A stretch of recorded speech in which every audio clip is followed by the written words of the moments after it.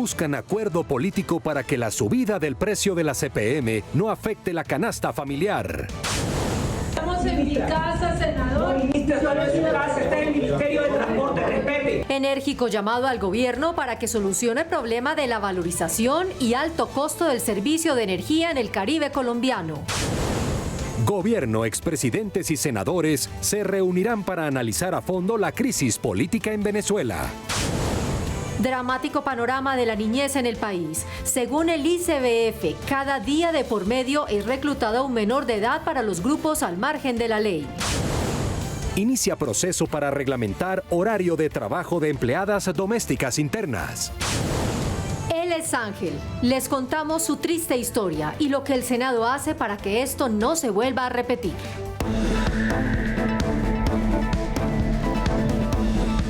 NS Noticias con Marcela Baena. Buenas noches. Varias reacciones se dieron en el Congreso tras el anuncio del ministro de Hacienda de aumentar el precio del diésel. Para algunos senadores, el bolsillo de los colombianos se verá afectado. Para otros, la medida es necesaria fiscalmente. Según lo anunció el gobierno, el precio del galón del diésel subiría a 6.000 pesos durante los próximos 16 meses. La medida para varios senadores traerá reacciones negativas a la economía, iniciando por el aumento de la inflación. Si usted aumenta el diésel, el combustible, aumentan los peajes, aumenta la canasta familiar, en fin, aumenta toda la cadena productiva y de verdad que el bolsillo de los colombianos no aguanta más. Seguimos insistiéndole al gobierno nacional de que debe frenar esa medida por cuanto todavía la economía no se ha reactivado. Para otros, aumentar el precio del diésel es una medida dolorosa pero necesaria. Aseguran que el gobierno no puede seguir subsidiando este combustible porque existe un hueco fiscal de 11 billones de pesos que va en detrimento de los programas sociales. Tenemos que usar los pocos pesos que hay en el presupuesto nacional para subsidiar a los más débiles, para generar políticas públicas que reduzcan la pobreza. Subir el valor de la CPM en Colombia es una medida fiscalmente responsable. No hay ninguna otra manera. El hueco fiscal que tiene el país es enorme. No quisiéramos que eso suceda, pero hay que buscar formas, fuentes, converger varias fuentes de financiación. El primer aumento del diésel sería de 2.000 pesos y se daría antes de finalizar el mes. Precisamente desde el Senado piden que se explore más para lograr que con la venta de petróleo se genere un subsidio que vaya a los transportadores colombianos. Nuevas inversiones y la reactivación de la exploración y explotación aparecen como alternativas propuestas por los senadores para que Ecopetrol aumente sus reservas. Tenemos un problema en energía y gas en Colombia. El déficit de oferta. En el 2026 nos podemos quedar sin energía. Y lo mismo nos puede pasar con el gas. Dentro de las sugerencias también está que se trabaje a la par en la implementación de energías limpias. El aumento de las energías limpias, como la eólica, la solar, la geomasa, contribuye y ayuda a que aumentando la matriz y teniendo estas fuentes, pues a futuro nos ayude a disminuir la dependencia que se tiene en el país frente al gas natural. Actualmente el gobierno trabaja en una serie de medidas que comprenden temas regulatorios, técnicos, ambientales, entre otros, con los cuales buscará que se incrementen las reservas y no haya desabastecimiento en el país.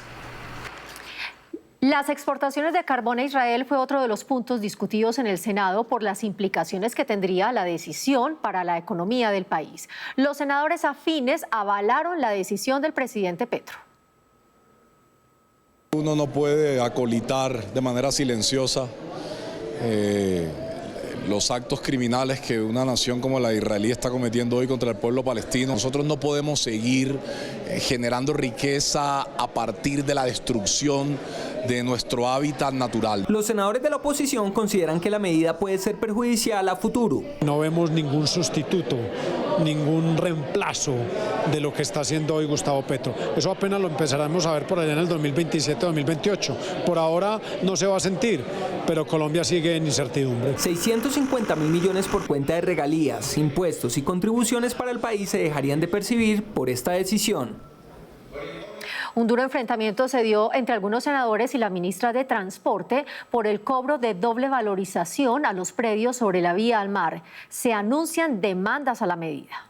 El pasado 6 de agosto, el presidente del Congreso y varios senadores de la Costa Caribe lideraron un debate en la plenaria del Senado por el cobro de valorización que se aplicaría a los dueños de predios sobre la vía Barranquilla-Cartagena. Es algo injusto con el Departamento del Atlántico y el Departamento de Bolívar. Al final del debate, se nombró una delegación de senadores para buscar en conjunto una salida. La reunión se dio este martes, pero la respuesta de la ministra de Transporte fue negativa. Habrá cobro, por lo que los senadores se declararon insatisfechos. No, ministra, yo vuelvo y le insisto. Usted se va a mantener en la fecha, en el cronograma. Si es así, yo me declaro insatisfecho con esta reunión, me levanto de la reunión. A partir de la fecha voy a estudiar con mi equipo otra demanda más. Estoy defendiendo lo que el gobierno de Petro no defiende, que es el bolsillo de la gente. Estamos en mi casa, senador. Estamos en mi casa, senador. No, ministra, esto no es su casa, está en el Ministerio de Transporte, respete. Esta no es su casa. Nosotros que le manifestamos a ella que es muy difícil en este momento, tras de que tenemos una situación tan caótica con el tema energético, llegar a hablar de un doble cobro de valorización. La doble valorización se empezará a cobrar, según lo anunció el gobierno, en marzo del próximo año. Entre tanto, senadores de la bancada Caribe le recordaron al gobierno que la paciencia de los habitantes de la costa tiene un límite y las tarifas de energía deben bajar ya. La solución para que bajen las tarifas de energía, aseguran los senadores, debe llegar de todos los actores de la cadena energética, especialmente de las generadoras y las comercializadoras. Esto es una difícil situación, no es fácil entenderla, pero todos los actores del problema, y ojo, generadores tienen que poner su cuota de sacrificio en este problema. Hasta ahora, solo 2 de las 23 generadoras han confirmado un 10% de descuento a comercializadores de energía. Esto significaría una reducción de solo un 3% en el costo de algunas facturas. Para los senadores esto no es suficiente. No, hay que seguir haciendo esfuerzos, definitivamente, pero la solución de fondo es creer que en nuestro país se debe incentivar las energías limpias. Necesitamos que el gobierno se meta la mano al drill y ayude a aliviar el bolsillo de 2 millones de usuarios del Caribe. Afirmaron los legisladores, seguirán buscando soluciones y no callarán su voz hasta que haya un alivio real en las tarifas. Hoy, en el mensaje que el presidente del Congreso le envía a los colombianos, le recuerda al gobierno nacional que hay que actuar por el Caribe colombiano y bajar cuanto antes el precio del servicio de energía y también lograr que los más beneficiados sean los estratos menos favorecidos. El Congreso es el camino.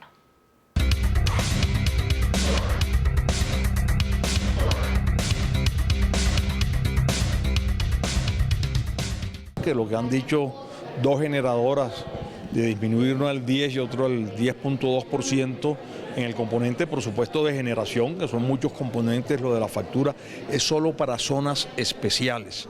Para ellos tendrán algún alivio, pero la bancada Caribe había pedido que eso se extendiera a estratos 1 y 2 de la población, que sufren también con esas facturas expropiatorias y tienen que tomar la decisión si hacen mercado o pagan la factura.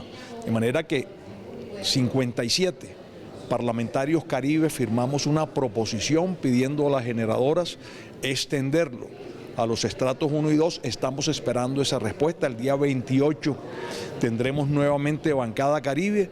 Estoy dirigiendo una comunicación a las generadoras para que nos aclaren si realmente van a extenderlo a esos estratos, que es absolutamente necesario, y estamos pidiendo de ellos un esfuerzo real, que no sería otro que extenderlos, y lo repito nuevamente, a estratos 1 y 2 de la población. Y justamente Claudia Martínez nos va a contar cuáles fueron las opiniones de los senadores en redes sociales luego de la fuerte discusión sobre el cobro de impuesto de valorización para el Caribe. Claudia, buenas noches. Así es, Marcela, un acalorado, angustioso e indignante llamado hicieron desde la bancada Caribe al gobierno nacional por el incumplimiento a los acuerdos frente al tema de la valorización para esta región. Vean ustedes. Estamos en mi casa, senador. Estamos en mi casa, senador. Me retiro de la reunión con la ministra de Transporte porque el gobierno de Petro se mantiene firme en la idea de seguir golpeando el bolsillo de la región Caribe con el cobro de valorización. El El senador Pedro Flores, quien también estaba presente en esta mesa técnica, dijo que el Ministerio de Transporte se mantiene en la posición de sacar adelante el cobro por valorización. Sin embargo, es positivo que la totalidad de los recursos serán invertidos para el progreso y desarrollo de la región Caribe. Por otro lado, la Comisión Asesora de Relaciones Exteriores se reunió por segunda vez en medio de críticas al gobierno por la postura sobre Venezuela. La senadora Paola Holguín aseguró que las relaciones internacionales no se pueden manejar con criterios de afinidad ideológica, sino de interés nacional y respondiendo a los principios históricos de compromiso con la democracia. El senador Wilson Arias le respondió a la senadora Holguín que el interés nacional y criterio es no violencia y estabilidad regional. Marcela, así se movieron las redes esta semana. Siga usted con más información. Claro que sí, Claudia. Muchas gracias. Luego de casi un mes de realizarse las elecciones en Venezuela y después de varias solicitudes de senadores de la Comisión Segunda para que se convocara a la Comisión Asesora de Relaciones Exteriores, se pidió unificar la posición de Colombia frente a este proceso electoral. La Comisión Asesora de Relaciones Exteriores analizó la situación electoral del vecino país de Venezuela, reunión que contó con la participación de senadores de la Comisión Segunda y de expresidentes de la República. Las relaciones internacionales se tienen que manejar con un criterio que no puede ser simplemente la afinidad ideológica, tiene que estar por encima el interés nacional, el bienestar. Los 2.219 kilómetros de frontera que tenemos con el vecino país hacen necesario que Colombia defina su posición frente a la situación política de Venezuela. No puede asumir esta situación de una manera irresponsable. Tenemos poblaciones en la frontera que dependen de que las relaciones económicas, diplomáticas se mantengan. Por su parte, el presidente de la Comisión Segunda, el senador José Luis Pérez, manifestó la importancia de defender la democracia y la transparencia electoral. Colombia debe adoptar una postura urgente y unificada frente a lo que debe ser la solución de las elecciones en duda. La postura de Colombia, al ser unificada, tenga el acompañamiento del sistema de Naciones Unidas. El presidente Petro convocó para el próximo martes a la Comisión Asesora de Relaciones Exteriores, donde se espera se adelante no una sesión informativa, sino consultiva y deliberatoria que ayude a fijar una posición del país. Conocer las acciones que se están adelantando por parte del gobierno frente a la difícil situación que enfrentan niños, niñas y adolescentes por el reclutamiento forzado fue el motivo central del debate de control adelantado en la plenaria del Senado. En 60 años de conflicto, más de 16.000 menores han sido reclutados por grupos al margen de la ley, situación que se ha atenuado en las últimas décadas y que es aprovechada por los violentos para usar a los niños, niñas y adolescentes como escudos humanos. Y hoy le pedimos al gobierno nacional que ponga los ojos en estos niños, niñas y adolescentes más vulnerables del país. Esto también es un llamado, yo creo que es una alerta que también se abre para las distintas entidades nacionales del orden nacional que conforman la CIPRUNA, para que también se articulen de una manera eficaz. Según cifras de la Defensoría del Pueblo, el reclutamiento de menores se ha aumentado en Cauca, norte de Santander, Nariño, Putumayo, Arauca, Valle del Cauca y Caquetá, siendo las comunidades indígenas las más afectadas. Hay que reforzar porque nosotros que estamos en territorio con la gente nos damos cuenta que nuestras autoridades todos los días toman los riesgos para rescatar niños y otros los rescatan sin vida, y esto es muy triste para las comunidades indígenas. Lograr que haya un trabajo intersectorial que realmente nos den resultados es un reclamo que estamos haciendo del gobierno. Los grupos al margen de la ley que más realizan esta práctica son las disidencias de las FARC y el ELN, por lo que desde el Senado se seguirán realizando controles para que las medidas de protección lleguen pronto para los menores y se garanticen sus derechos. ¿Qué pasará con los diálogos de paz con el ELN? Hoy la negociación con este grupo al margen de la ley se encuentra en el momento más crítico. Pese a las negociaciones, los insurgentes continúan violentando los derechos de los ciudadanos y sus pretensiones no se pueden cubrir y cumplir en el corto tiempo. El próximo 23 de agosto vence el plazo que dio el Ejército de Liberación Nacional para ser eliminado de la lista de los GAO y así poder continuar. Solicitud que no tiene futuro, por lo que ahora la pregunta que muchos se hacen es ¿qué pasará con los diálogos? Todo proceso de paz tiene crisis, tiene momentos difíciles, pero estamos seguros que vamos a resolverlos y a seguir adelante. Lo primero es revisar si estas conversaciones de verdad van a traer paz en el territorio nacional, incluso la firma de cualquier acuerdo, ya lo vimos con la FARC. Aquí hay un problema de criminalidad y una falta de autoridad. Firmantes del acuerdo de paz en La Habana, Cuba, aseguran que es normal que se vivan este tipo de crisis, pero que pueden ser superadas si hay voluntad política. Pedirles a los compañeros del ELN y al gobierno nacional toda su voluntad política para superar la crisis, porque la paz está por encima de todo. Si no hay verdadera intención en evitar el secuestro, la extorsión, el reclutamiento de niños, los homicidios, la toma de territorios, los ecosistemas económicos, el narcotráfico al que están claramente vinculados, es imposible seguir dialogando. Por lo pronto se espera que haya noticias de las partes en los próximos días. Ante la difícil situación de orden público que atraviesa el Cauca, habitantes de la región y senadores piden al gobierno declarar la emergencia social y económica para salvar empleos. De acuerdo con un informe de la Procuraduría, el 67% de los municipios en el departamento de Cauca se encuentran en alto riesgo de inseguridad, debido a la presencia y acciones de grupos armados ilegales.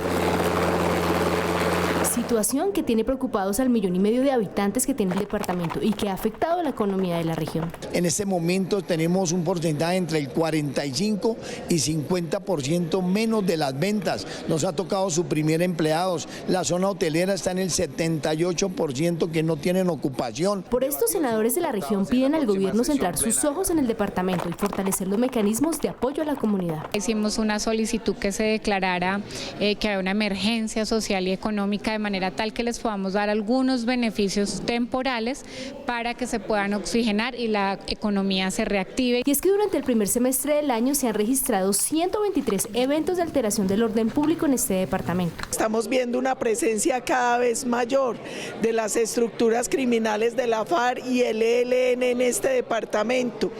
Van 14 muertos en 4 masacres a mayo de este año. Los bloqueos en la vía panamericana también han perjudicado la economía de la región. Por eso, empresarios y comerciantes piden medidas urgentes para hacerle frente a esta situación que vive el departamento.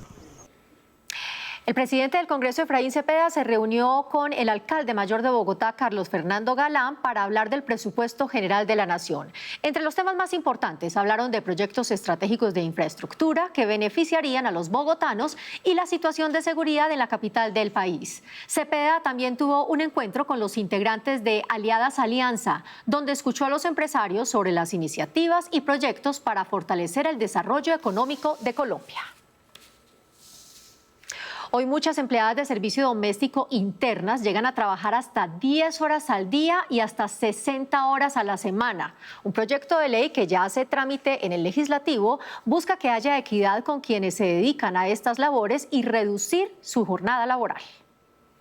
Hoy, según jurisprudencia constitucional, las personas que desempeñan servicio doméstico como internas pueden llegar a trabajar hasta 10 horas diarias y 60 semanales. La Corte Constitucional conmina al Congreso de la República para que discuta y profiera una ley que regule específicamente la jornada semanal de trabajo de las empleadas del servicio doméstico internas. Para algunos senadores, quienes trabajan en estas labores se encuentran en situación de vulnerabilidad e inequidad frente a otros trabajadores. Por esto buscarán a través de ley reducir sus horas de trabajo. Con este proyecto lo que nosotros buscamos es que se incluyan tal y como lo ordenó la Corte Constitucional y que empiece a bajar esas 60 horas de una manera gradual, que una vez entrada en vigencia esta ley baje a 52 horas hasta llegar a igualarse a la jornada laboral de los otros trabajadores común y corriente que incluye la Ley 2101. Y la reducción de las jornadas laborales son fundamentales para poder garantizar el bienestar de los trabajadores. Y es un total despropósito que las empleadas domésticas internas hoy en día no tengan una reducción en torno a la ley que se presentó. Las empleadas domésticas no fueron incluidas en la ley de reducción de la jornada laboral aprobada en el 2021. Por esto se buscará subsanar esta omisión. Hoy miles de funcionarios que hacen parte de la rama judicial estarían perdiendo parte de su salario al no tenerles en cuenta la bonificación judicial por compensación creada en 2013 como factor salarial. Desde el Senado buscan a través de un proyecto de ley subsanar esta situación. Hoy Hoy miles de servidores judiciales aseguran que hace más de 11 años se están viendo afectados en sus ingresos por no recibir el monto completo en sus prestaciones sociales porque la bonificación judicial a la que tienen derecho no es tenida en cuenta como factor salarial. Nos parece que con esta iniciativa de verdad que sería la oportunidad para rescatar aquella injusticia en la cual nosotros hemos vivido durante estos últimos 12 años. Sigue siendo una necesidad sentida de 60.000 trabajadores de la rama judicial. Esta situación ha llevado a que muchos trabajadores demanden. A abril de 2024 había 6.061 fallos favorables para los demandantes y cursan actualmente más de 10.300. Un proyecto para normalizar, para regularizar que las bonificaciones ingresen a la base salarial y hagan parte prestacional del salario de los funcionarios de la rama judicial. Y le reconozca lo que hoy viene reconociendo la justicia como factor salarial de esa bonificación. Eso es lo que hace este proyecto de ley. Esta iniciativa empezará a ser discutida en los próximos días. La Comisión de Derechos Humanos lideró una mesa de trabajo para atender las dificultades psicológicas y emocionales de las víctimas del conflicto armado en Colombia. Junto con representantes del Ministerio de Salud y de la Asociación EMDR, se viene trabajando una propuesta para brindarles a las más de 9 millones de víctimas una atención que les permita mejorar sus condiciones de vida y superar los traumas que le han generado los hechos violentos. Estamos buscando la forma de que tengan una atención integral en materia de salud mental que sea eficaz, eficiente, oportuna y de calidad, bajo formatos nuevos, porque la psicología, la psiquiatría y el trauma complejo han avanzado de qué forma, que necesitamos actualizar el PAPCIVIT y la forma como se atienden psicológicamente a las víctimas del conflicto. Una iniciativa radicada en el Senado busca autorizar a más de 600 emisoras comunitarias a transmitir publicidad política en campaña. La idea es que todos los candidatos regionales y locales tengan la misma oportunidad de las campañas presidenciales. En Colombia hay 625 emisoras comunitarias que cumplen una función social dentro de sus comunidades, pero muchas veces enfrentan dificultades para sostenerse económicamente. Una de las principales necesidades que tienen precisamente los medios es el fortalecimiento para poder competir con igualdad de condiciones con los medios masivos. Teniendo en cuenta este panorama, una iniciativa busca aumentar sus ingresos a través de la publicidad política. Se les dé esa dignidad también a las emisoras comunitarias. Ellas también tienen locutores, tienen empleados, funcionarios, ellas también generan empleo, tienen sus gastos de arriendo, de servicios públicos. Entonces hoy queremos que con este proyecto se pueda pautar, se pueda transmitir la divulgación política y publicidad electoral. Con esta propuesta, las emisoras y la televisión comunitaria podrán transmitir publicidad política de todas las campañas y no solo de las presidenciales. Puedan recibir pauta de campañas locales, regionales, como las campañas a la gobernación, a la alcaldía, a los consejos, incluso a las juntas administradoras locales, además de las campañas al Congreso de la República. De esta manera también se busca lograr la equidad para todos los candidatos y darles las mismas oportunidades que tienen hoy las campañas presidenciales.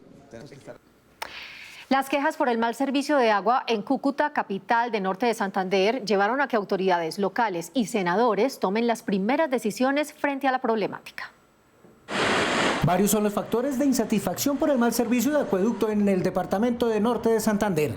Y los coliformes totales pueden ser materia fecal, está en 300 por encima de 100. Esto significa que no estamos recibiendo agua potable y que por eso es que nos estamos enfermando. Y es que las quejas son constantes, que ya lleva a que los mandatarios locales empiecen a tomar decisiones frente a este tema. No, Aguas Capital no va más. La empresa debe ser manejada por la ciudad de Cúcuta o debe tener por lo menos una sociedad donde entre Cúcuta. Las quejas de la ciudadanía e incluso el asesinato de un periodista que investigaba irregularidades en el mal servicio de acueducto en Norte de Santander serían llevados a debate de control político. Nosotros estaríamos cumpliendo con ese deber, con ese compromiso, con nuestra tarea de traer a un debate de control político a quienes no se ajustan a la normatividad y a quienes están abusando de su poder dominante. En los próximos días se establecerá cuándo se realizará este debate y estarán citados todos los actores involucrados en esta situación. Mientras esto ocurre, le piden a la Superintendencia de Servicios Públicos que actúe. Una iniciativa que busca fortalecer la lucha contra el maltrato animal avanza en el Senado. La ley Ángel busca que haya más medidas y más eficaces para que la crueldad contra los animales sea castigada de manera efectiva. Con esta iniciativa nos despedimos por hoy. Gracias por acompañarnos. Los esperamos en nuestra próxima emisión. Hasta entonces.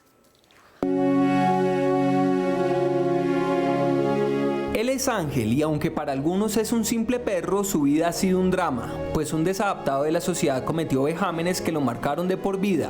Para nosotros como rescatistas es bastante frustrante que denunciemos y denunciemos y denunciemos y nunca haya justicia.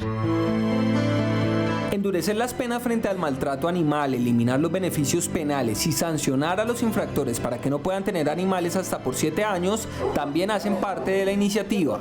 Que en algún momento le dijeron eutanásielo, Vivian se dio la lucha y hoy vive amado, feliz, es un perro con una energía tremenda, pero no hubo justicia. Vivian ve pasar por su casa todos los días al drogadicto que le hizo esto y simplemente espera que haya justicia divina o que esta ley Ángel no permita que haya otras víctimas. Uno esperaría justamente una sociedad en la que ningún tipo de maltrato, de dolo, de sevicia hacia ninguna forma de vida se realice. Ese es nuestro objetivo, es un objetivo de transformación productiva, cultural.